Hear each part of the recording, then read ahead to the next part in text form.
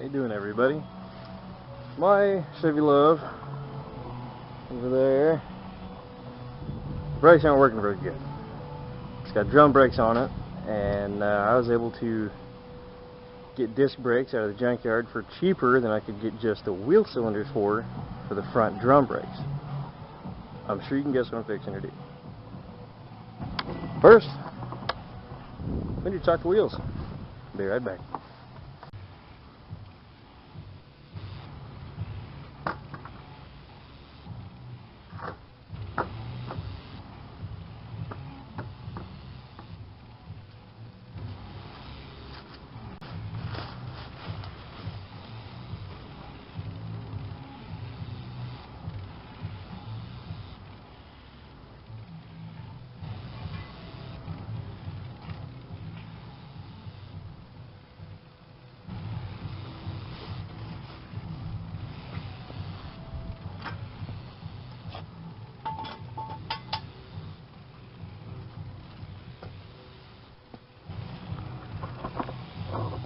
Next, we need to jack it up.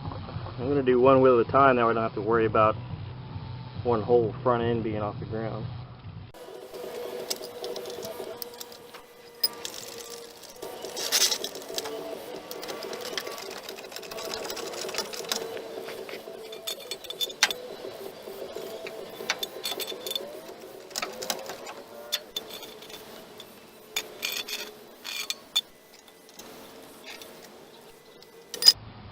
Now, time to get the impact out and get the wheel off.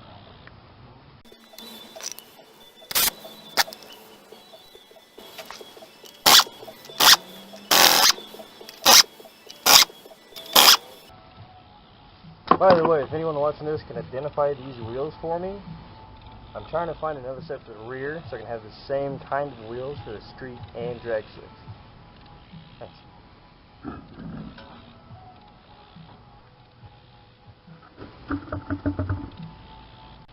Actually, you guys are kind of learning this with me. I haven't done this before, but we'll figure it out. I figure we probably got to get this cap off.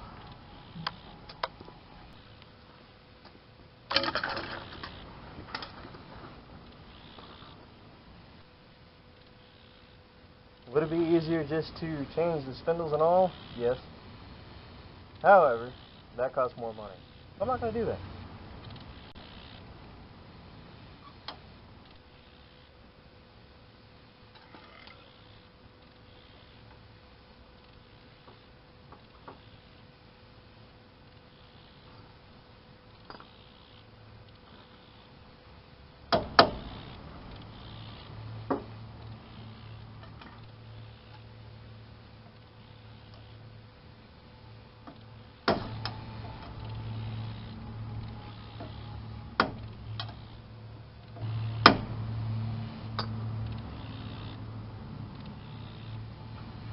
That doesn't seem to be budging. I'll be back in a minute.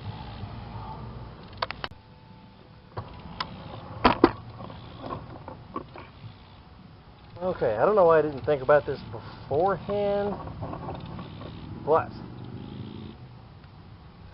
if you're worried about trying to find new ones, that's not really good. These, that's good. Rock it up and down and pull outward, and there you are. How about that? You're reusing that because nobody carries those around here. And of course, you're going to have your cotter pin, beeper, bearing inside there, all of which I will probably end up reusing. Pretty sure I will. We'll find out. Okay, got the dust cover off. Got the pin out. Got the keeper off. Okay. Now's a good time to, when you put it all back together, this is going to help you set your preload. Count how many threads that nut is on there, how many threads are sticking out. And that way, that's a good starting point when you put everything back together. That way, your preload should be fairly close to what it should be. Okay? Time to get some nuts. At this point, once you get that nut off, your bearing's probably going to start kind of spooging out at you. That's when you know everything's loose and you can start taking everything apart. There's one.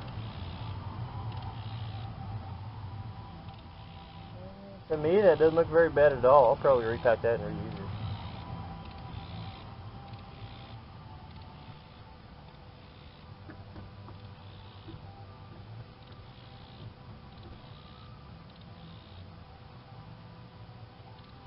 If the drum's very old, there's probably a step in there. You're going to have to get the brake shoes over that step before you can slide it all the way off.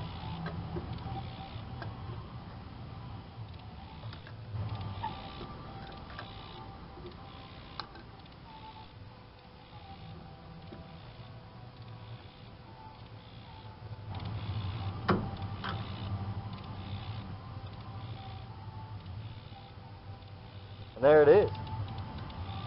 Now all I'm going to have to do is take these 4 bolts out right here. Whole back plate will fall off. Then I can start putting it back together.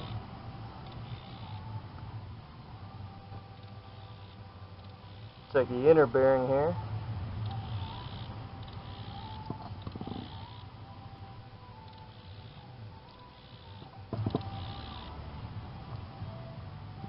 She didn't want to come out. I might not be able to reuse that one. Not to worry, I got some other ones that came with the disc brakes. By the way, Benjamin Anderson, thank you so much for sending those. I think they're going to work great. Especially since I have race work coming up in October at Ozark Raceway Park in Rogersville, Missouri. Hopefully I'll see you guys, some of you guys there.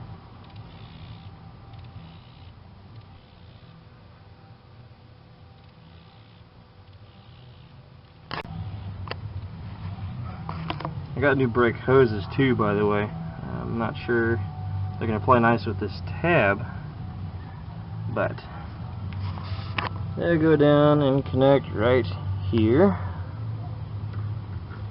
So what I'm going to do, instead of disconnecting it here, I'm just going to take it loose there, stick the new hoses on, screw it.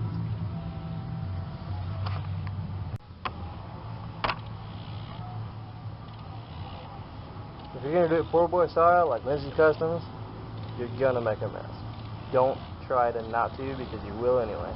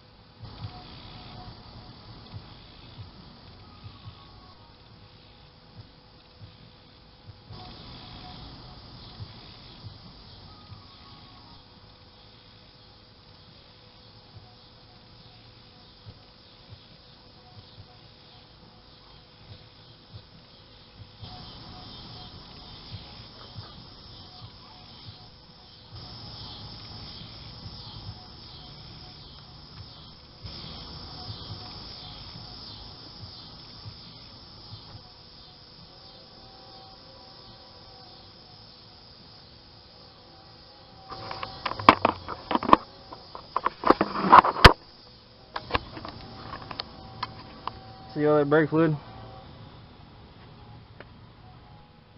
not even going to try to stop it, because you know what? It's not going to stop. The reservoir should be mostly empty anyway, because master cylinder is leaking a little bit and it's been burning it, so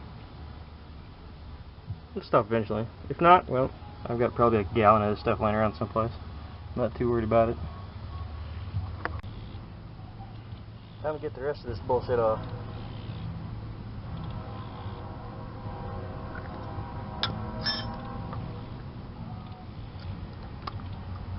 Look at it. Sat around so long, there's freaking spider webs in there. What the hell?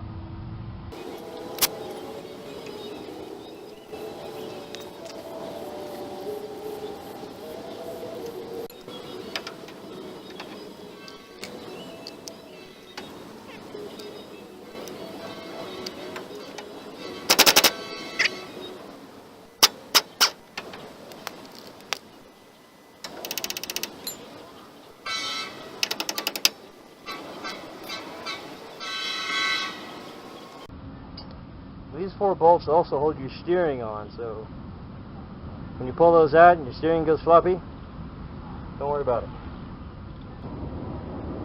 Guess what? Oopsie! Gone now. Ah, that's replacement.